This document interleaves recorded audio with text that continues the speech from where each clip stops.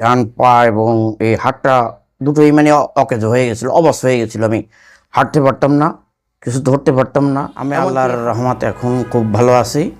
Platinum ফিজিওথেরাপির এখানে এসে এখানে যে ডাক্তাররা এরা খুব ভালো, এদের চিকিৎসায়, এদের আন্তরিকতায় আমি এই 7 দিনের চিকিৎসায় আমি এখন প্রায় 90% উপরে আমি সুস্থ।